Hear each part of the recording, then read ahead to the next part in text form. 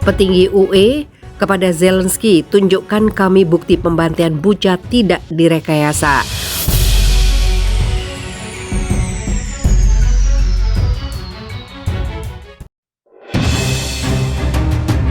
Hurrah!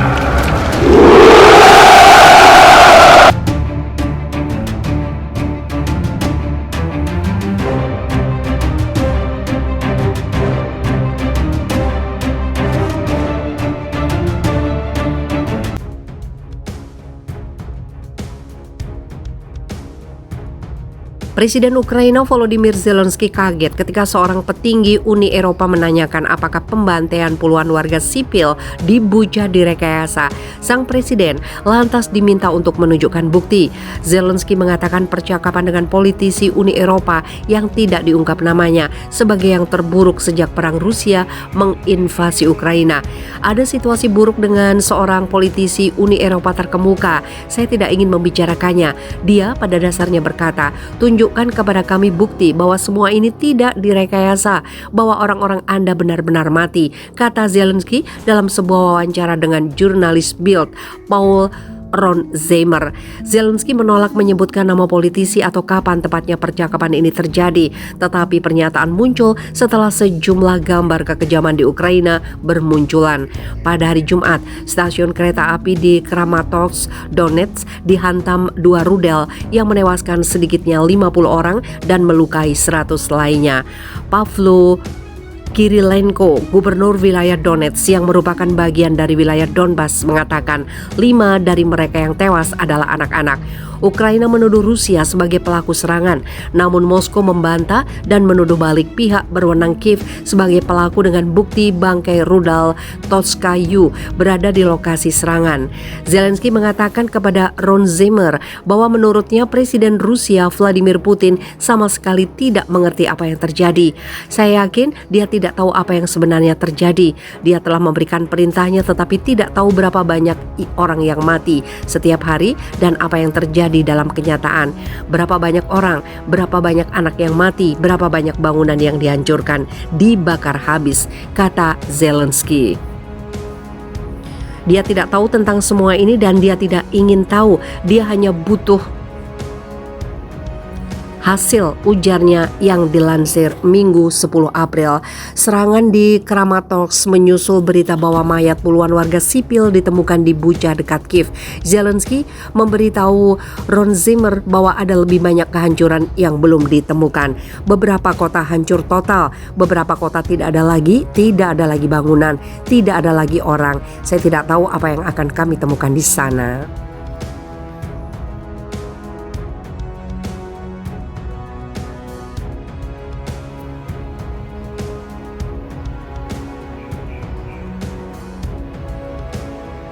Masya Allah, atas pertolongannya prajurit Chechnya berhasil selamat dari tembakan Azov. Inilah aksi heroik yang terekam kamera. Resiko menjadi seorang prajurit harus rela mendapatkan serangan dari musuh. Seperti yang terjadi pada prajurit Chechnya, di mana momen ini terekam kamera dan diunggah akun Telegram Kadyrov Minggu 3 April. Nampak salah seorang prajurit Chechnya bersembunyi di balik mobil yang telah hancur. Ia terduduk kesakitan karena bagian tubuhnya sudah terkena peluru musuh. Sedangkan sejumlah temannya terus berusaha menyelamatkannya.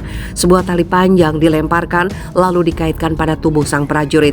Tidak berselang lama, sembari menunggu kondisi mulai kondusif, prajurit itu ditarik dengan cepat. Namun tembakan membabi buta dari musuh langsung diberikan.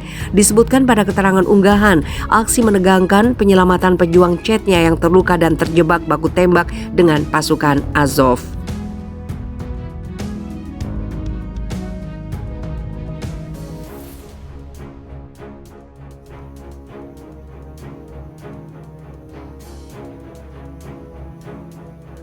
Kesaksian mengejutkan jurnalis Belanda di Ukraina sebut Rusia kerap difitnah Amerika Serikat.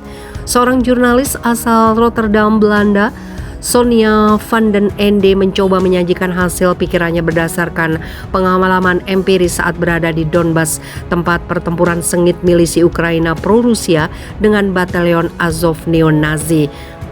Sonja van den Ende melihat Amerika Serikat dan Barat terus menyalahkan Rusia atas apa yang dialami oleh Ukraina hingga saat ini. Namun kerusakan yang terjadi di wilayah sipil Ukraina disebabkan oleh pasukan batalion Azov neo-Nazi sejak mundurnya tentara Ukraina. Sonja berpendapat batalion Azov neo-Nazi terdesak dan bersembunyi di pemukiman. Mereka menggunakan masyarakat sipil Ukraina sebagai sebuah tameng hidup. Di saat bersembunyi, batalion Azov sempat membuat provokasi dengan menyerang tentara Rusia. Tujuan mereka membuat provokasi adalah agar tentara Rusia menyerang balik Azov dengan segala bentuk serangan.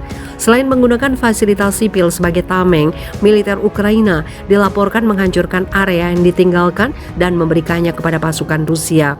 Bangunan itu rumah sakit tidak dibom dari udara tapi diserang oleh pasukan Ukraina dengan granat dan roket.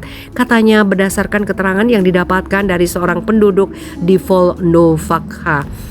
Barat mengklaim itu dibom oleh Rusia, tapi seperti yang dikatakan seorang wanita kepada saya bahwa dia bekerja di sana sepanjang hidup, bahwa militer Ukraina yang ditempatkan di rumah sakit menembaki dan menghancurkan fasilitas dan rumahnya yang berada di sebelah rumah sakit. Sonja mengklaim jika pasukan Rusia memperlakukan warga sipil Ukraina dengan baik, memberikan berbagai macam bantuan di lokasi perang. Terlebih lagi, penduduk setempat mengatakan bahwa pada akhirnya mereka merasa terlindungi oleh pasukan Rusia. Selain itu, Sonja mengatakan jika informasi-informasi mengenai kemunduran tentara Rusia dari perang yang mereka buat adalah sepenuhnya salah. Kita harus ingat bahwa konflik ini dikipasi oleh para politisi Barat sejak awal. Dia menambahkan jika informasi tersebut dibuat oleh pihak Barat,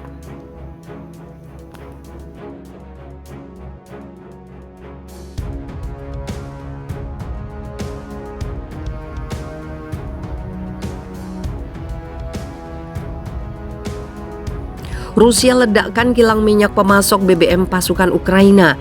Pasukan Rusia menargetkan kilang minyak utama Ukraina dalam rangkaian serangan pada Sabtu 2 April pagi. Serangan itu dilakukan usai depot bahan bakar di Rusia meledak diduga akibat serangan helikopter Ukraina. Juru bicara Kementerian Pertahanan Rusia, Maijen Igor Konazenkov, dikutip dari CNN, mengatakan pihaknya menghantam kilang di kota Kremenchuk dengan senjata jarak jauh berpresisi tinggi berbasis udara dan laut. Konazenkov mengatakan militer Rusia telah menghancurkan fasilitas penyimpanan bensin dan solar yang memberi pasokan ke militer Ukraina di wilayah timur dan tengah negara itu. Rusia juga menyerang lapangan udara militer di Poltava dan Dnipro.